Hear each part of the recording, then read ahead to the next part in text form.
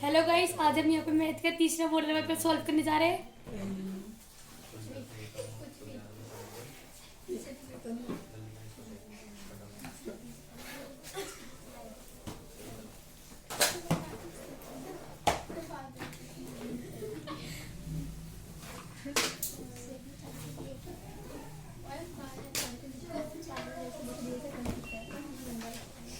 Model paper number 3 हो गया था अपना, कुछ बाकी रह गया था वो कर लेते हैं आज। वैसे तो एक ही वीडियो में बनाने की बात थी पर एक वीडियो में कंप्लीट नहीं हुआ है, तो बाकी कर लेते हैं जल्दी से।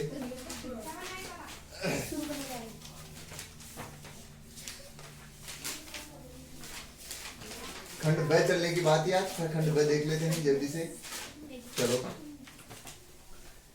हाँ, जिसका जो फोर्थ क्वेश्चन है वो तो करवाई रखा है अपने, √5 वाला जो है रेशनल नंबर है वो प्रूव करवाई रखा है। इसके बाद में बचता अपने पास इसका क्वेश्चन नंबर 5, द्विघात बहुपद x² माइनस का 2x माइनस 15 के शून्यांक ज्ञात कीजिए। देखो क्या दे रखा है, क्वेश्चन नंबर 5 दे रखा है x² माइनस का 2x माइनस का 15 बराबर 0, इसके शून्यांक निकालने। ऐसी संख्या है मतलब जोड़ने घटाने पर तो कितना आ जाए, 2 आ जाए और गुणा करने पर 15 आ जाए। तो 5 3 15 होते, मतलब 5 में से अगर 3 को माइनस करूंगा तो 2 बच जाएगा और 5 को 3 से गुणा करूंगा तो कितना जाएगा 15। बड़ी संख्या किसकी है, माइनस की है, साइन माइनस का, तो बड़ी संख्या मतलब 5 जो होगा वो माइनस का आ जाएगा और x जो दूसरा है अपने पास 3 जो वो किसका हो जाएगा, प्लस का। तो क्या आ गया, 5 तो माइनस का हो गया और जो 3 जो आ गया वो किसका आ जाएगा, प्लस का। और इसमें क्या है, x² गुणा मतलब a की वैल्यू जो है वो वैल्यू कितनी अपने पास 1 है, तो अपोजिट साइन -1 से डिवाइड कर देंगे, तो माइनस से माइनस कैंसिल आउट, इधर तो आ गया 5 और इधर क्या आ गया -3। तो इसके जो गुणनखंड आ गए वो कितना आ गया, 5 और माइनस का 3। और बाकी आपको करने का जो तरीका है फैक्टराइजेशन वाला वो बता रखा है, और सिद्धाचार्य गुणनखंड मेथड है वो भी बता रखा है, आप वहां से देख सकते हैं। और क्वेश्चन नंबर 6 देखो, क्वेश्चन नंबर 6 दे रखा है, दो रेल पटरियां समीकरण x प्लस का 2y माइनस का 4 इक्वल टू 0 और 2x प्लस 4y माइनस का 12y इक्वल टू 0 द्वारा निरूपित की गई है, इनमें एक दूसरे को काटेंगी। क्या रेल ये एक दूसरे को काटेंगी, अब काटती है, इसका मतलब क्या होगा कि a1/a2 बराबर नहीं होना चाहिए b1/b2 के। इंटरसेक्टिंग कब होती है, a1/a2 बराबर नहीं हो किसके, b1/b2 के, तभी तो दो रेखाएं आपस में काटेंगी। तो देख लेते हैं, a1 की वैल्यू कितनी दे रखी है 1, a1 इक्वल टू दे रखा 1 और b1 इक्वल टू दे रखा अपने पास कितना 2, a2 इक्वल टू दे रखा अपने पास 2 और b2 कितना दे रखा अपने पास 4। तो क्या हो जाएगा, a1/a2 बराबर कितना आ गया 1/2 और b1/b2 कितना अपने पास, b1/b2 क्या अपने पास 2/4 इसका मतलब क्या आ गया, ये भी 1/2 आ गया, यानी ये दो तो बराबर आ गई। इसका मतलब एक हल तो नहीं होगा। अब आगे देख लो, अगर c1/c2 भी देख लेते हैं तो माइनस का 4 कितना दे रखा अपने पास, माइनस का 12 है, ये क्या, ये कितना आ गया 1/3, ये किसकी वैल्यू आ गई c1/c2 की, यानी कि जब c1/c2 भी क्या है इसके बराबर नहीं है तो ये तो क्या हो गया अपने पास, इससे क्या होती है, रेखाएं कैसी होती है, समांतर। समांतर रेखाएं कभी भी एक दूसरे को नहीं काटती नहीं है, इसका मतलब इसका कोई हल प्राप्त नहीं होगा, कोई हल नहीं। क्वेश्चन ने क्या पूछा है कि ये काटेंगे क्या, नहीं काटेंगे। अगला क्वेश्चन देखते हैं, निम्न समांतर श्रेणी के कितने पद हैं, पदों की संख्या पूछी है। 7वां क्वेश्चन देखो, हाँ a1/b1 दोनों सेम है, हाँ तो 1/2 तो सेम है, हाँ तो आपने क्या लिखा है, a1/a2 is equal to b1/b2।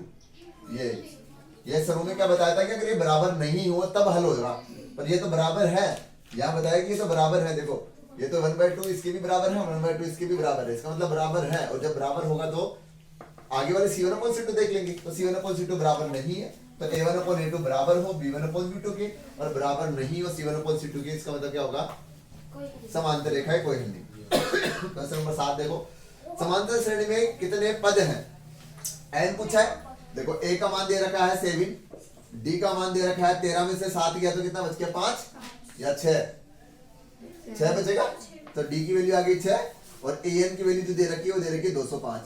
अब पूछा है n की वैल्यू, यानी कि फॉर्मूला क्या हो जाएगा, an का फॉर्मूला क्या होता है, an इक्वल टू क्या होता है, a plus n minus 1 into D. Value रख लेते हैं, a की वैल्यू कितनी 7 plus n minus 1 into D की वैल्यू कितनी 6 इक्वल टू कितना चल रहा है 205 205 है ना 205 यहाँ देखो 7 प्लस का इधर आगे इसमें जाएगा माइनस का 205 में से अगर 7 माइनस करता हूँ तो कितना बचता है 198 बच जाएगा बिल्कुल। यानी मैं इसके लिख सकता हूँ कैसे यहाँ लिख देता हूँ आगे 7 तो आ गया ना n minus 1 multiply by 6 is equals to 198 ये 6 मल्टीप्लाई में इधर आ गई तो n minus 1 कितना आ गया अपने पास 6 से डिवाइड किया तो 6 3 18 फिर 1 6 3 18 33 बार गया और माइनस का था इधर आगे से हो जाएगा तो n बराबर कितना हो गया 34 तो अपने पास कितने पद है इसमें 34 पद है।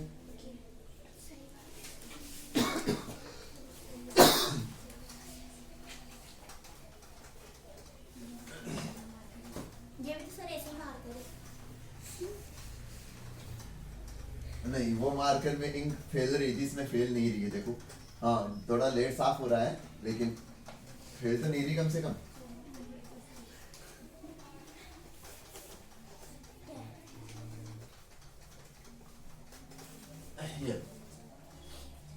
क्वेश्चन नंबर 8 देखो ई एफ पैरेलल दे रखा है समांतर दे रखा है बीसी के यदि ए ई अनुपात दे रखा है बीई के 4 अनुपात है और सी एफ यार ये तो करवा दिया था क्या हमने नहीं करवाया क्या मुझे ऐसा लग रहा है जैसे पता नहीं एक चैप्टर करवा दिया हूँ।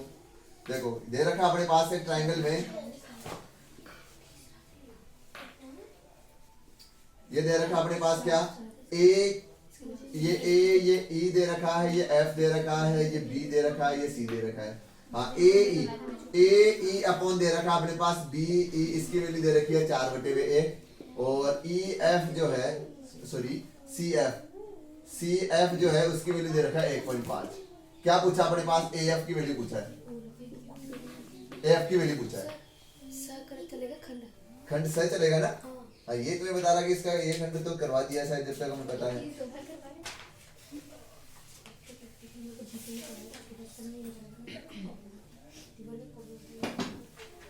खंड सही चलेगा ना चलो कोई बात नहीं वेट करवा दिया तो 1 मिनट में ये भी करवा देते हैं दोबारा खबर चल ही रहा तो देखो क्या निकालेंगे ए ई अपॉन क्या है बीई का ये रहा इसकी अपॉन की वैल्यू कितनी है 4/a इधर देखो A F upon F C F C की वैल्यू तो दे रखा अपने पास तो किसकी वैल्यू पूछा है ए एफ की यानी कि 4/a के बराबर x अपॉन या ए एफ लिख लेते हैं वो एक ही बात है इक्वल टू 5 आप 15 हो जाए ये डिवाइडेशन में जाके मल्टीप्लाई हो जाएगा तो 15 हो जाए कितना हो गया 60 इक्वल टू x और कितनी डिजिट छोड़ के 0.1 डिजिट यानी x बराबर कितना आ गया 6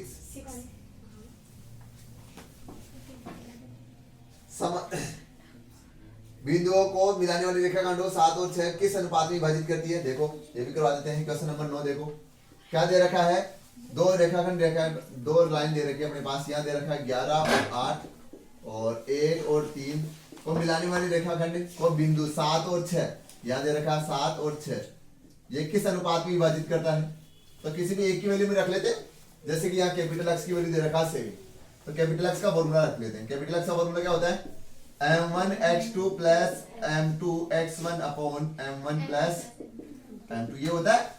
इसकी वैल्यू दे रखा अपने को 7 इक्वल टू m1 की वैल्यू कितनी अपने पास पता नहीं है x2 की वैल्यू कितनी दे रखी है अपने पास 1 तो 1 को m1 से मल्टीप्लाई करूंगा तो m1 ही आएगा प्लस m2 की वैल्यू अपने पास पता नहीं है पर x1 की वैल्यू तो पता है कितना है 11 दे रखा है ना 11 तो ये आ गया 11 अपॉन नीचे m1 प्लस m2 पता नहीं है। ये देखो m1 प्लस m2 पूरा डिवाइडेशन में है इधर आके किस में हो जाएगा मल्टीप्लाई में तो हम इसे 7 से मल्टीप्लाई कर देते हैं क्या आ गया अपने पास m1 प्लस 11 m2 7 को m1 से गुणा किया तो 7 m1 प्लस 7 को m2 से गुणा किया तो 7 m2 equal to m1 plus 11 m2 ठीक है। अब पक्षांतरण कर लेते हैं यहां देखो m1 प्लस का है इधर आके किस में हो जाएगा माइनस में और यहाँ m2 प्लस का है इधर आके किस में हो जाएगा माइनस में तो 7 m1 minus m1 equal to 11 m2 minus 7 m2 7 में से एक m1 को माइनस करेंगे तो 6 m1 बराबर 11 में से 7 को माइनस करेंगे तो कितना बचेगा 4 4m2। अब निकालना क्या था अपने को, इनका अनुपात यानी कि m1 अपॉन m2 निकालना था। तो यहां से m1 अपॉन m2 अपने पास क्या आ गया, 4/6। अब 4/6 दोनों 2 से कट रही है तो काट दिया, क्या आ गया 2/3। तो यह अपने को 2:3 में विभाजित करता है। ठीक है, आगे देखते हैं क्वेश्चन नंबर 9। क्वेश्चन नंबर 9 ही तो था। Question number 10।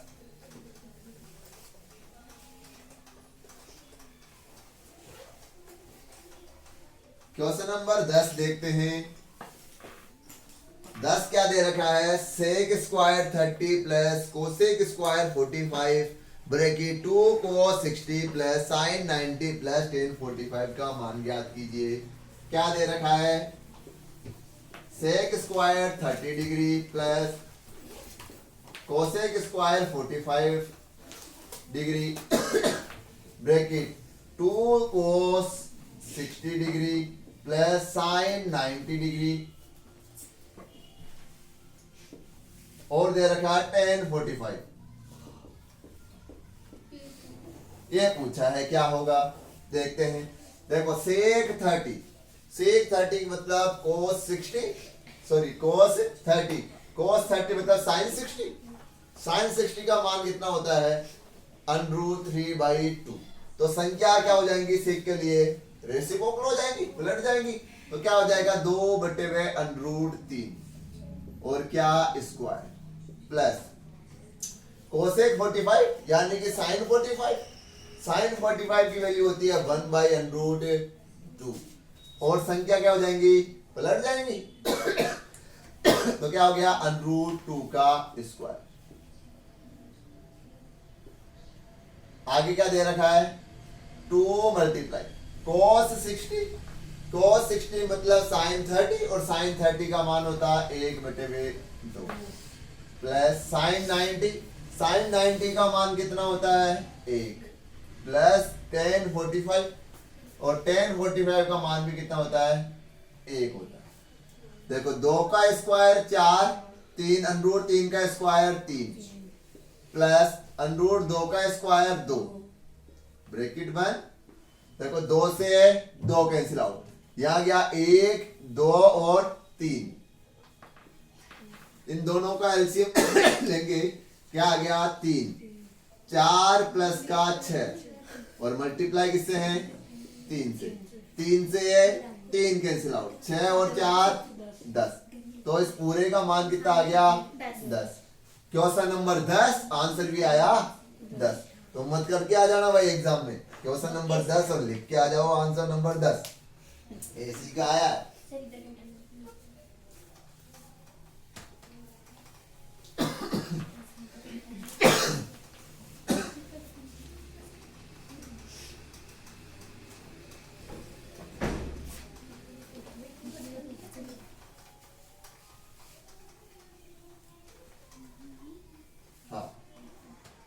क्वेश्चन नंबर 11 देखो, 20 मीटर ऊंची नदी के पुल से एक नाव का अवनमन कोण 30 डिग्री है।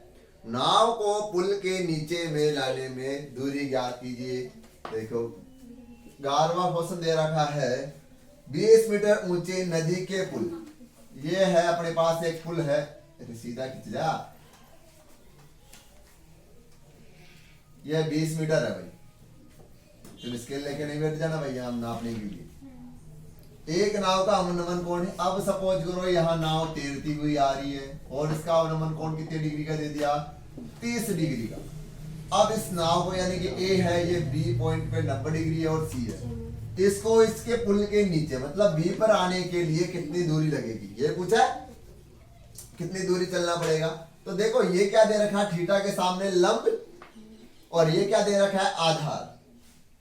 तो इन दोनों में संबंध क्या होता है टेन थीटा का, यानी कि टेन थीटा, थीटा कितना है 30 डिग्री बराबर लंब बटे आधार।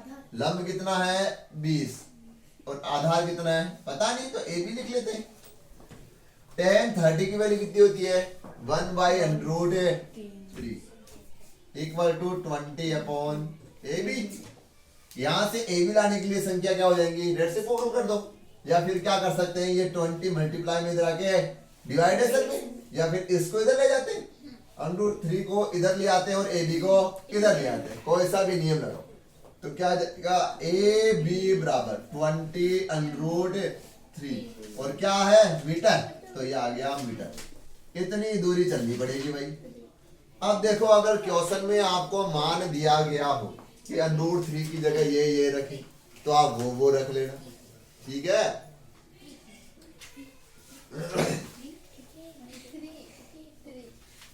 क्वेश्चन नंबर 12 देखो,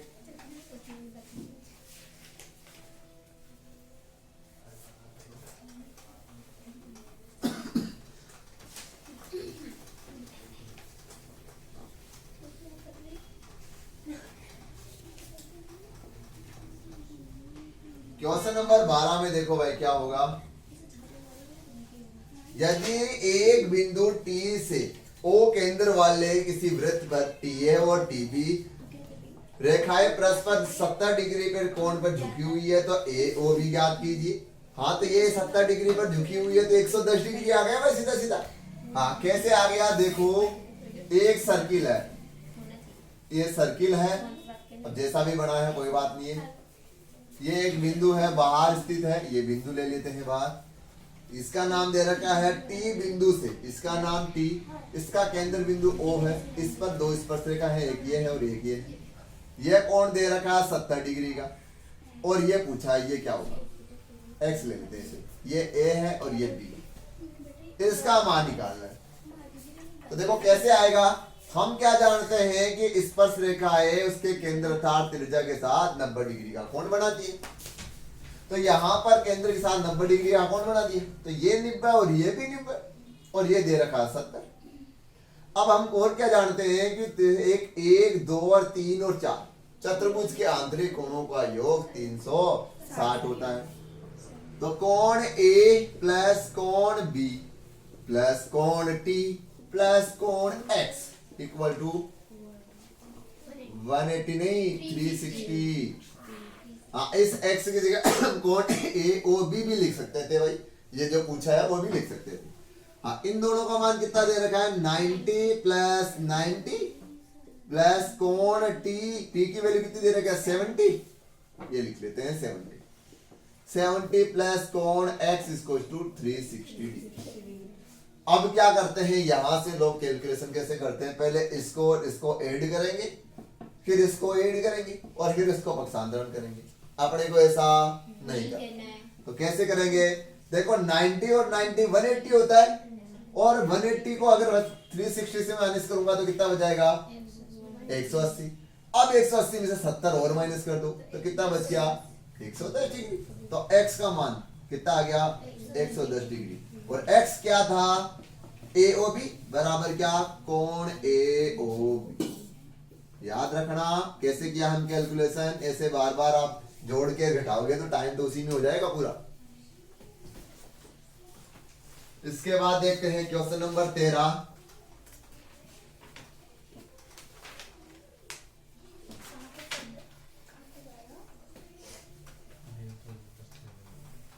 देखो क्वेश्चन नंबर 13 देखो क्या दे रखा है, 7 सेंटीमीटर त्रिज्या वाले वृत्त में कोण 120 डिग्री के संगत त्रिज्याखंड का क्षेत्रफल ज्ञात कीजिए। कौन से त्रिज्याखंड पूछा अपने को, दीर्घ त्रिज्याखंड पूछा भाई, और दीर्घ त्रिज्याखंड का सूत्र तो क्या होता है भाई, थीटा किसमें से माइनस हो जाता है 360 में से, यहां लिख लेते हैं अच्छे से, 360 माइनस थीटा बटे हुए 360 इंटू पाई आर स्क्वायर, ये क्या हो जाता है दीर्घ त्रिज्याखंड का। लघु त्रिज्याखंड का पूछता तो 360 हटा देते, मात्रा थीटा बटा हुआ 360 रख ले। अब बोला है उसने कि जो 360 में से जो थीटा की वैल्यू है वो 120 डिग्री है अपॉन 360 इंटू पाई की वैल्यू इसने बोला नहीं है तो हम 22 बटे हुए 7 रख लेते हैं। और क्या है, त्रिज्या जो है वो दे रखा है अपने पास 7 सेंटीमीटर, तो 7 मल्टीप्लाई बाय 7। अब देखो 7 से तो 7 कैंसिल आउट हो गया भाई, 360 में से 120 को माइनस करते हैं तो कितना बचता है? कितना बच जाता है अपने पास? 0 और कितना 4 और कितना 240 degree upon 360 multiply by 22 multiply by 7। 0 से 0 कैंसिल आउट।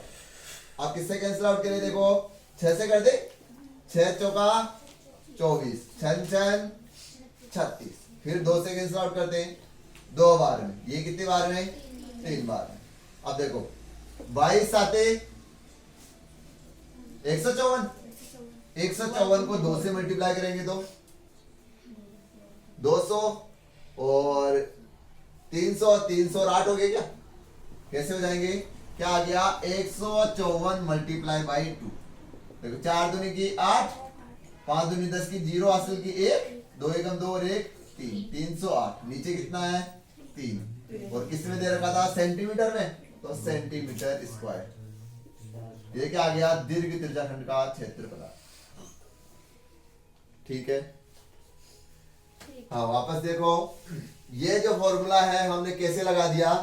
ये क्या होता है? एक अपने पास त्रिज्याखंड होता है, इसका कोण है थीटा, तो ये तो होता है लघु त्रिज्याखंड, और ये बाहर का जो बच गया इतना था ये होता है दीर्घ त्रिज्याखंड।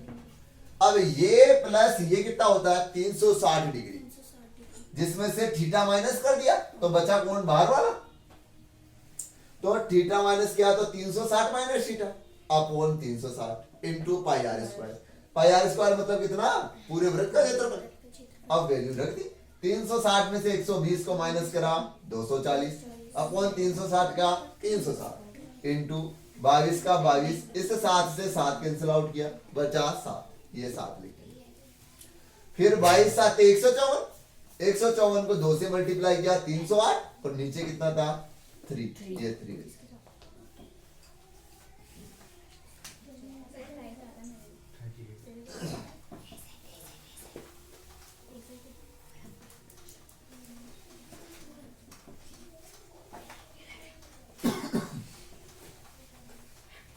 हाँ भाई अगला क्वेश्चन देखो, एपी 17 15 खंड से चलेगा भाई। अब एपी 17 15 13 के कितने पद लिए जाएं ताकि योग उनका योग 81 हो जाए? देखो एसएन दे रखा है, देखो क्या दे रखा अपने पास? 17 फिर 15 फिर 13, 14 क्वेश्चन है। देखो ए का मान कितना दे रखा है? 17, डी का मान कितना दे रखा है? माइनस का 2, एसएन का मान कितना दे रखा है? 81। ठीक है, ये दे रखा है। और क्या पूछा अपने पास? एन का मान पूछा है, कितने पद हो जाए, कितने पद लिए जाए ताकि इनका योग हो जाए। तो एन की वैल्यू को देखो, क्या दे रखा है? एसएन। एसएन का फॉर्मूला क्या होता है? n by 2 bracket 2a plus n minus 1 into D. SN का मान 81 दे रखा है, 81 रखा। n का मान पता नहीं है, n बाई 2 ब्रैकेट 2 का 2 इंटू a का मान 17 प्लस n का मान पता नहीं है और d का मान माइनस का 2। यहां से देखो 2 भाग में था, इधर आके किस में हो जाएगा? गुणा में। तो 81 गुणा 2 बराबर n ब्रैकेट 17 दूना 34 प्लस माइनस 2 को n से गुणा करेंगे, माइनस का 2n, क्या जाएगा? माइनस का 2n। माइनस को माइनस से गुणा किया प्लस और 2 को से गुणा किया 2। यहां से देखो 81 दूना कितना हो गया? 192 सॉरी 192 थोड़ी 162 इक्वल टू एन को देखो, यहां से 34 है, यहां 2 है, 34 और 2 कितना हो गया? 36, 36 एन और माइनस 2n स्क्वायर। अब क्या करेंगे? इन सबको पक्षांतरण कर लेंगे, तो क्या हो जाएगा? 2n square minus 36n plus 162 equal to 0। पूरे समीकरण में क्या करेंगे, 2 का भाग दे देंगे, तो क्या आ गया, n square minus 18n plus 81 equal to 0। अब ऐसी संख्या है जिनको जोड़ने पर तो ये आ जाए और गुणा करने पर ये आ जाए, तो माइनस का 9 और माइनस का 9 माइनस 9 और माइनस 9 माइनस का 18 और दोनों का गुणा करेंगे तो 81। तो n बराबर क्या आ जाएगा अपने पास 9, तो n का मान कितना आ गया 9। तो 9 संख्याओं को जोड़ने पर मान क्या आ जाएगा 81 आ जाएगा। हाँ भाई, इसके अलावा और देखो, इसके अलावा क्या कर सकते हैं, देखो हमने एक चीज बताई थी, विषम संख्याओं का योग क्या होता है, n स्क्वायर होता है। हमने बताई थी विषम संख्याओं का योग क्या बताया था, n स्क्वायर बताया था। यहां देखो 17, 15, 13, फिर क्या आ जाएगा, 2 का अंतर चल रहा है, क्या आ जाएगा अपने पास, बोलो 11, फिर 9, फिर 7, फिर 5, फिर 3, फिर 1। इसके बाद में कितनी संख्या होता है, कब बोला था कितनी संख्याओं का योग है, तो देखो यहां से देखो 1, 2, 3, 4, 5, 6, 7, 8, 9 संख्या होगी और 9 का स्क्वायर हो जाएगा। 9 का स्क्वायर कितना हो गया 81। इसका मतलब अपने डायरेक्ट हम आंसर सीधा पूछता है ऑप्शनल, तो हम ऐसे भी से सोल्व कर सकते हैं।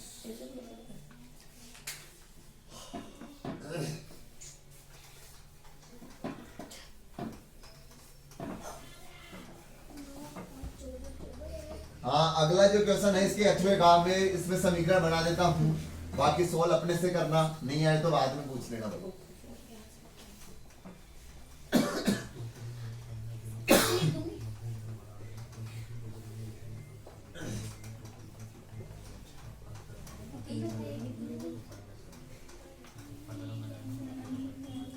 हाँ भाई, क्वेश्चन नंबर देखो अपना, अगला क्वेश्चन नंबर है इसी का 8वां। एक समांतर श्रेणी का 14वां पद उसके 8वें पद का 2 गुना है। A14 जो है वो उसके A8 से 2 गुना है। ये 2 गुना है तो 2 गुना इसको कर देंगे तो बराबर हो जाएगा। समीकरण नंबर 1। दूसरा दे रखा है उसका छठा पद माइनस का 8 है तो उसका 20वां पद ज्ञात कीजिए। यानी कि A6 बराबर दे रखा है माइनस का 8 और ज्ञात करना अपने को A20। S20 प्रथम 20 पदों का योग पूछा है, S20 पूछा है। देखो यहां से A14 को हम लिख सकते हैं A प्लस का 13D और यहां इसको लिख सकते हैं A प्लस का 7D और दोनों को इक्वेशन से 6D वाली की वैल्यू रख देंगे तो आंसर आ जाएगा। देखो चलो मैं करवा देता हूं थोड़ा सा। A प्लस 13D बराबर आ जाएगा 2 ब्रैकेट A प्लस 7D, आवाज नहीं रहे 7D। यहां से देखो अपने पास A प्लस 5D की वैल्यू कितनी है अपने पास, ये है माइनस का 1, तो या तो यहां से डायरेक्ट 5D की वैल्यू रख दो। अगर आप सीधा सीधा D में आंसर निकालना चाहते हो बिना ज्यादा लेंथी सॉल्यूशन किए हुए, तो आप देखो क्या कर सकते हो, इसमें से आप A प्लस 5D बराबर दे रखा माइनस का 8, तो इसे A प्लस 5D प्लस का 8D लिख सकते हैं। तो A प्लस 5D की वैल्यू तो कितनी आ जाएगी, माइनस का 8 प्लस क्या बच जाएगा 8D, तो 8D इक्वल टू, यहां देखो A प्लस 7D है तो A प्लस 5D की वैल्यू तो कितनी हो जाएगी, माइनस का 8 और क्या बच जाएगा इधर 2D, ये आ गया 2D। अब देखो माइनस का 8 प्लस ये 2 मल्टीप्लाई में था, इधर आके पूरे में डिवाइडेशन कर देता हूं तो डायरेक्ट लिख देते हैं यहाँ माइनस का 4 प्लस का 4D इक्वल टू, इधर कितना आ गया माइनस का 8 प्लस का 2D।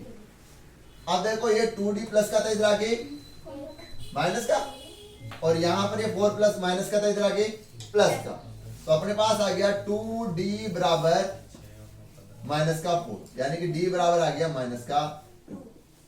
अब D की वैल्यू माइनस का 2 आ गई, यहाँ की वैल्यू रखेंगे D की वैल्यू माइनस का 2, तो 5 2 10 माइनस का 10, इधर जाके प्लस का, तो A की वैल्यू क्या हो जाएगी 2, A की वैल्यू आ गई 2। अब अपने पास n क्यों नहीं दे रखा है 20, क्या पूछा है S20, n/2 वाला फॉर्मूला रखेंगे और आंसर निकालेंगे। ठीक है, आगे सोल्व कर लेना भाई आप।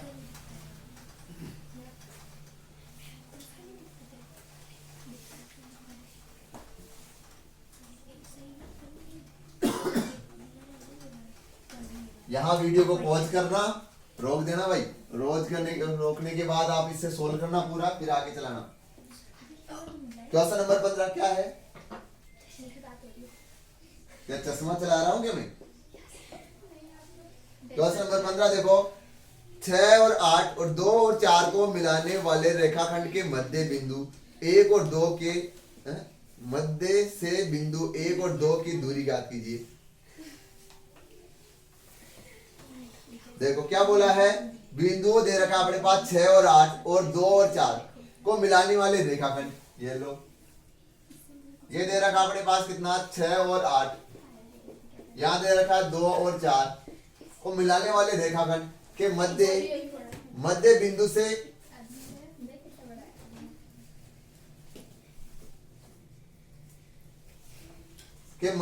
से बिंदु 1 और 2 की दूरी ज्ञात कीजिए। के मध्य बिंदु से, ये मध्य बिंदु है, मध्य बिंदु का इसने 1 और 2 दे रखा है कि दूरी ज्ञात कीजिए भाई, ये 1 और 2।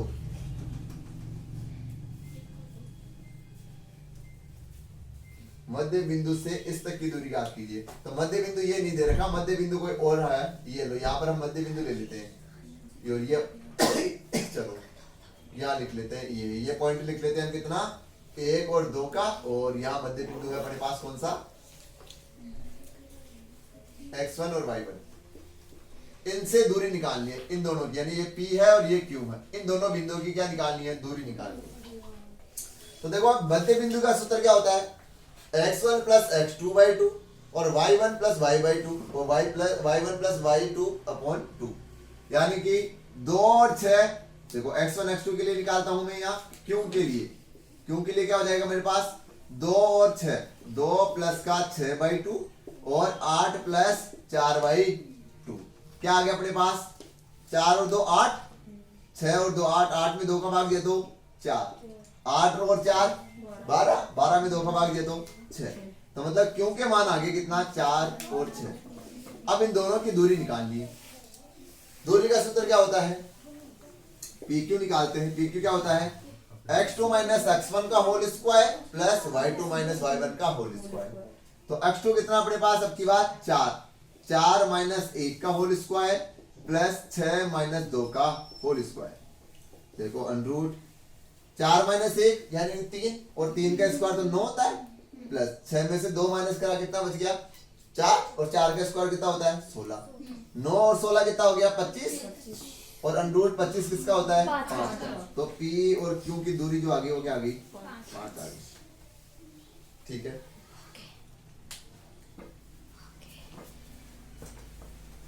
हाँ, इसका 8वां वाला क्वेश्चन दे रखा है, यदि A B C निर्देशांक क्रम से ये दे रखे हो तो मान AB बराबर BC ज्ञात कीजिए, जबकि AB बराबर BC है। X का मान पूछा है, ये तो बहुत इजी है, जब दूरी बराबर दे रखा है तो हम दोनों तरफ रख लेंगे डिस्टेंस फॉर्मूला और दोनों को इक्वल कर लेंगे। या आपको निकालना है, नहीं आए तो कमेंट करना है।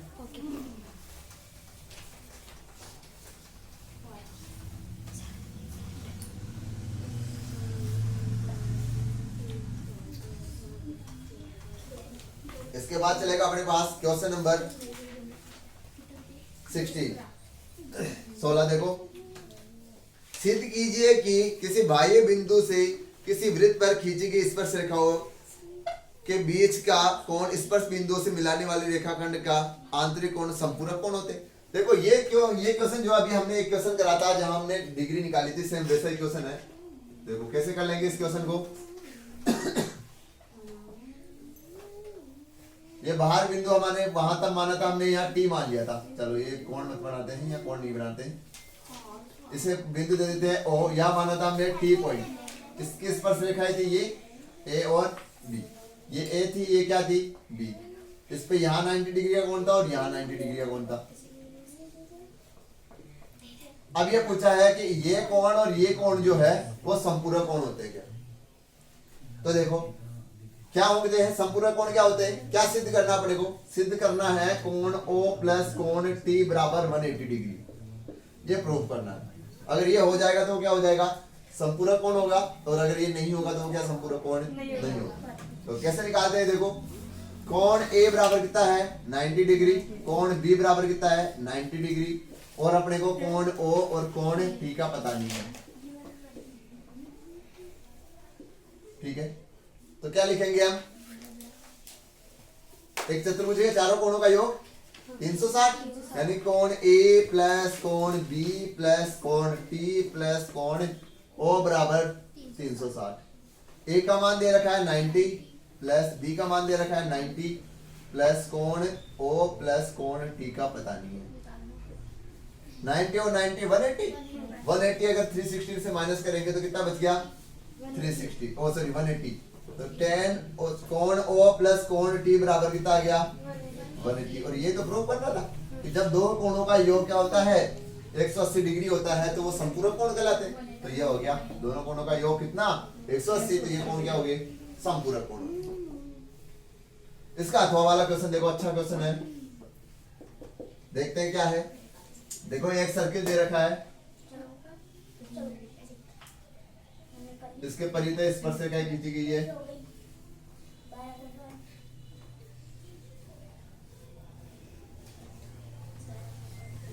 यहां नाम दे रखा है A, यहां दे रखा है B, यहां दे रखा है C, ये दे रखा है D, ये दे रखा है पॉइंट P, ये पॉइंट दे रखा है अपने को Q, ये दे रखा है R, और ये दे रखा है अपने पास S। हाँ अब देखो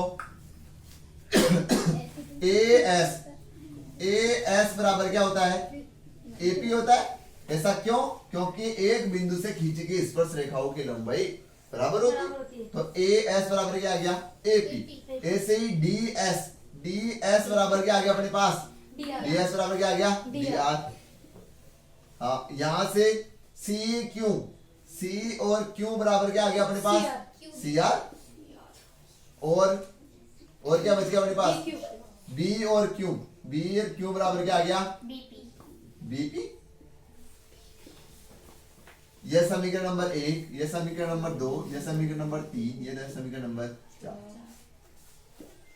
समीकरण 1 2 3 4 को जोड़ने पर,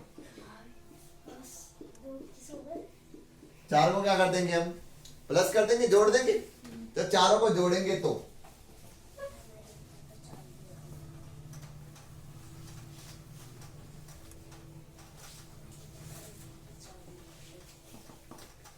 देखो क्या आ जाएगा अपने पास AS plus DS plus CQ plus BQ equal to आ जाएगा अपने पास AP प्लस, इसको मैं नीचे ऊपर लिख देता हूं BP plus DR plus CR। अब देखो AS और DS, AS कहाँ है ये रहा AS, और DS कहाँ है ये रहा, इन दोनों का जोड़ क्या हो गया AD, यानी कि A और D प्लस CQ और BQ कहाँ है CQ और B और Q, यानी क्या बन गया BC इक्वल टू देखो क्या आ जाएगा अपने पास AP कहाँ है ये रहा A और P प्लस क्या है BP B और P, यानी क्या बन गया AB प्लस DR और CR, DR कहाँ है ये रहा DR, और CR कहाँ है ये रहा, क्या बन गया CD। हाँ प्रूफ क्या करना था अपने को AB प्लस CD बराबर होती है AD प्लस BC के, ये तो प्रूफ करना था, हो गया ये अच्छा क्वेश्चन है। दोबारा निकालना इसी क्वेश्चन को। इसके बाद में है 17 क्वेश्चन, देखो 17वां क्वेश्चन।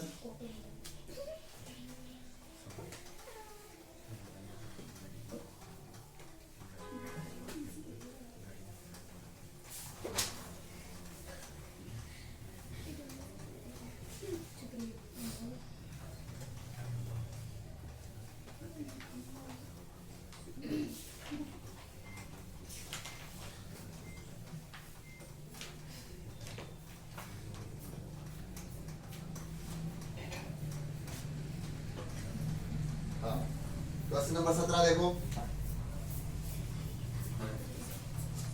कल्पित माध्य विधि द्वारा माध्य ज्ञात करना है। हाँ, अब साधारण माध्य विधि होता तो हम नहीं करवाते, पर इसमें किसके लिए बोला था? कल्पित माध्य के लिए। तो कल्पित माध्य का अभी तक क्वेश्चन नहीं करवाया, तो इस वजह से ये करवा देते हैं। तो वो क्या दे रखा? वर्ग अंतराल दे रखा अपने को।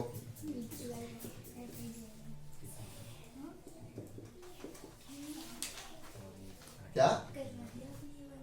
हाँ, कोई बात नहीं।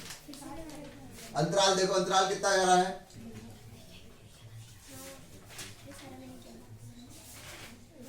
अंतराल देखो कितना दे रखा अपने पास? 0 से 10, 10 से 20, 20 से 30, 30 से 40, 40 से 50, बस।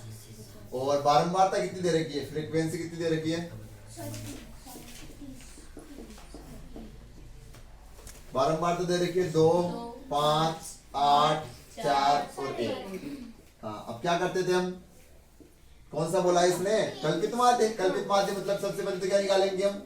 xi निकालते हैं। xi देखो, सबसे पहले क्या निकालेंगे? xi। xi कैसे निकालते थे? इन दोनों को ऐड करेंगे और 2 का भाग दे देंगे, यानी कितना आ गया? 5। इधर कितना आ गया? 15, फिर 25, फिर 45। हाँ, इसके बाद में दे रखाते हैं। अब क्या निकालते हैं? क्या निकालते हैं इसके बाद में? xi minus a। xi minus a मतलब di। di बराबर क्या होता है? xi माइनस का a। a कौन सी टर्म होती है? जो x की जो मिड टर्म होती है। कितना है अपने पास? इसका मतलब ये a की वैल्यू है। 5 में से 25 माइनस करा तो माइनस का 20, 15 माइनस का तो माइनस का 10, और यहाँ 0, फिर 10, फिर 20। फिर क्या निकालते हैं? FIDI। FIDI। FI कहाँ है? ये रहा। और DI कहाँ है? ये रहा। 10 20 दूनी 40, 10 पंजो 50, 0, 4 10 गए 40 और 20 से कम 20। हाँ देखो, फिर क्या करते हैं? इनको जोड़ लेते हैं। देखो 40 से 40 कैंसिल आउट, 50 में से 20 गया तो माइनस का 30, मतलब इनका योग जो आ गया माइनस का 30। योग कितना आ गया? माइनस का 30। और क्या है? कितने दे रखा है? FI का योग देख लेते हैं। देखो 8 और 2 10, 10 और 10 20, तो ये भी कितना दे रखा है? 20। फॉर्मूला क्या होता है? x बार बराबर a plus sigma FI DI upon sigma FI। Summation of FI xi upon summation of FI होता था। Yes. सेम वैसा ही क्या होता है? ये summation of FI DI upon summation of FI plus a। a की वैल्यू कितनी थी? 25 प्लस इसकी वैल्यू कितनी आ गई? 30, माइनस का 30 अपॉन नीचे क्या आ गया अपने पास? 20। ठीक है, अब क्या बच गया अपने पास? वैल्यू कितनी बच गई? कितना? 25 प्लस, देखो 0 से 0 कैंसिल आउट, और यहां कर लेते हैं हम क्या? माइनस में 2, 3 बटे में 2। अब 3 में 2 का भाग देंगे, कितनी बार जाएगा? 1.5 टाइम जाएगा। तो 1.5 पे अगर मैं 25 में से माइनस करता हूं तो कितना बच गया? 23.5। ये क्या आ गया? x बार की वैल्यू। ठीक है, इसके बाद में अपने पास कौन सी वैल्यू बच जाती है? क्या निकाल? अगला क्वेश्चन देखो। इसका अथवा वाला तो हमारे माध्य करवा रखा है। ये दे रखा है एक आयताकार भूखंड दे रखा है जिसका क्षेत्रफल दे रखा अपने को कितना? 528 मीटर स्क्वायर, और 528 वर्ग मीटर जिसकी लंबाई उसके चौड़ाई से कितना है? 2 गुने से 1 अधिक है। ये करवा देते हैं। देखो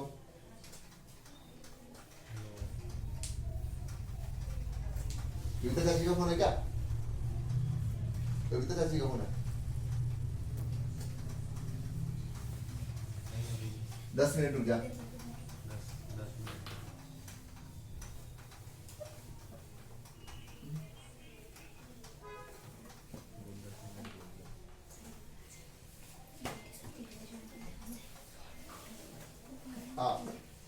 एक आयताकार भूखंड के क्षेत्रफल 528 है, क्षेत्रफल की लंबाई उसकी चौड़ाई से 2 गुने से 1 अधिक है, मतलब उसकी लंबाई जो है उसकी चौड़ाई से 2 गुने से 1 अधिक है। तो हम लिख लेते हैं 18 समीकरण बना लेते हैं। माना आयताकार भाग की जो चौड़ाई है वो x है, माना चौड़ाई कितनी है, x मीटर है, तब लंबाई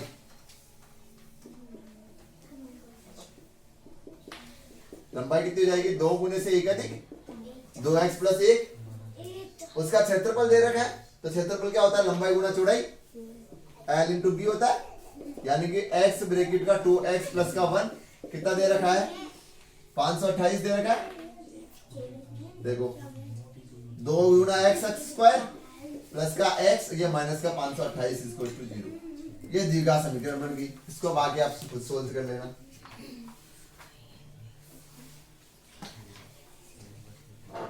द्विघाती सूत्र से हल करना है, यानी कि माइनस का b plus minus root b square minus क्षेत्राचार्य जो सूत्र बता रखा है उसी से हल करना है। और आगे वाले में मूलों की प्रकृति वाला क्वेश्चन करवा रखा है, क्वेश्चन नंबर 19 भी करवा रखा है, क्वेश्चन नंबर 20 पहले वाले चैप्टर में, पहले वाले वीडियो में करवा ही रखा है। तो यहाँ अपना ये चैप्टर कंप्लीट हो जाता है, मॉडल पेपर नंबर 3 पूरा हो जाता है। और इसके बाद में हम एक अपनी जो क्लास लगेगी वो करीबन 3-4 घंटे की जो क्लास रहेगी, उसमें हम क्या करेंगे, टोटल जितने भी मोस्ट इंपोर्टेंट क्वेश्चन है फॉर 2024 टू 2025 के लिए इंपोर्टेंट क्वेश्चन मैथमेटिक्स के, तो सारे एक साथ करवा देंगे। सभी चैप्टरों के क्वेश्चन उठाएंगे, वहां से हम एक एक दो दो क्वेश्चन उठाएंगे और एक साथ हम उनको सॉल्व करेंगे। ठीक है, आज के लिए इतना रखने देते हैं।